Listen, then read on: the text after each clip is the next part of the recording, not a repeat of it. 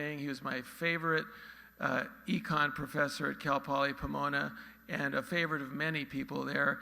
A very, very memorable experience being his student, and thank you very much for coming, Dr. Galbraith.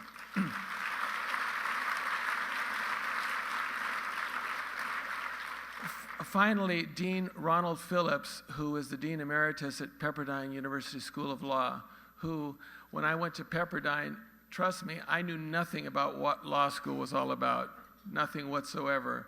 I was there for a year before I knew what law review was, what it meant. Thankfully, I never was close to making it, so it didn't matter. And so, Dean Phillips, thank you very much for staying part of our life and being so good to us and being so patient with me and allowing me to graduate from Pepperdine.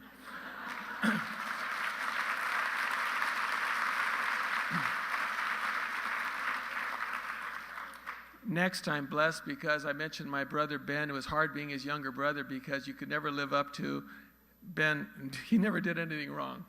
And so I made up for it a little bit, but then I met Jeanette when I was 17, when Jeanette and I will be married 35 years this coming June 9th.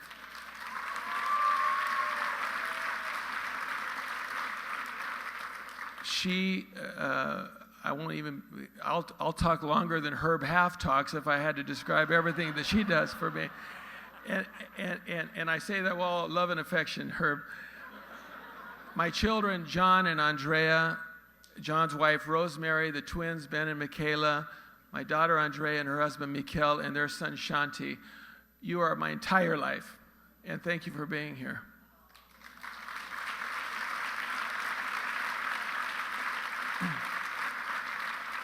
Bill Chernoff has done more for my life, not only my professional life, than any other person I've ever met. People accuse lawyers of being, what's the word, full of BS, right? Bill Chernoff, even though his initials are BS, does not know how to BS, okay? He is devoid of BS. And I know that from Bill has taught me whatever I am as a lawyer, and I mean this from the bottom of my heart, Bill, whatever I am as a lawyer, I owe it all to you. Period. End of report.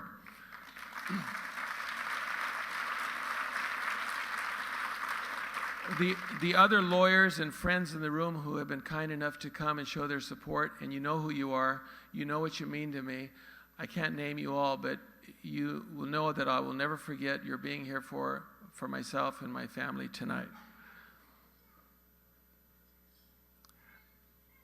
I want to close by telling you that, and I wish I could, I'm so frustrated not being able to tell you how I see the problem in this country generally, and California particularly, with health care. We have a situation where we have insurance companies practicing medicine. They'll tell you when you go to court with them, we don't practice medicine, we contract with doctors. We are arrangers of services. We are facilitators. And as a friend of mine says, they're basically envelope stuffers who peel 20 to 25% off the top and then leave the patients and the doctors hanging and the victims. Every day of my life and every day of our life in the office, not only me, but the people, our employees in the office, the dedicated people, every day struggle with this problem. Trust me, for every time we succeed or for every Berman or Goodrich case, we have a failure, 10 failures for every success. And that's the frustrating part of it. And so tonight, this award, I would like to particularly dedicate to two people. The memory of David Goodrich, whose wife, widow Teresa, please stand, Teresa, is here tonight.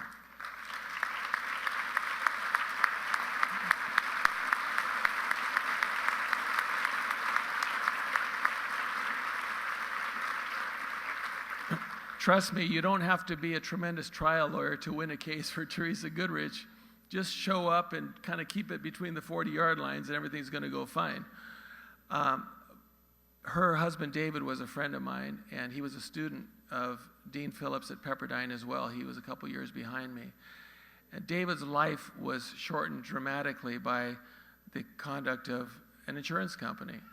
His doctors were trying to do the right thing. His doctors were trying to get him the care he needed. And it was an insurance company denying what a doctor was recommending. When you stop and think about that, how terrible is that? And so, along with David, I want to dedicate this award tonight to Judge David Mintz. David Mintz was buried this past Tuesday. David Mintz came to my office a year ago. He was a lung cancer patient, and his Blue Cross plan which he had as a judge, as a public employee, had denied him the recommended treatment. And of course, we filed a lawsuit, ignoring the arbitration clause, step one, because we figured let them petition to compel arbitration.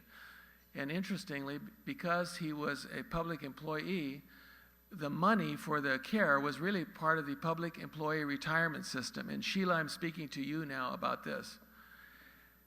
Blue Cross took the position that because they were not financially at risk on this, and they were only a third-party administrator of the plan, that they weren't an insurance company, and that the tort of bad faith, which Bill Chernoff pioneered along with Herb Half and Egan versus Mutual of Omaha, which was their case, that this tort did not apply in this case. And a judge who I think maybe didn't have a full night's sleep the night before bought that argument. And so we had filed a briefing for an expedited appeal because of his health. Dave Mintz died while that case was on appeal. I'm going to see that case through. And if there's a God in heaven and in the memory of my parents, we're going to change that, because that's got to change.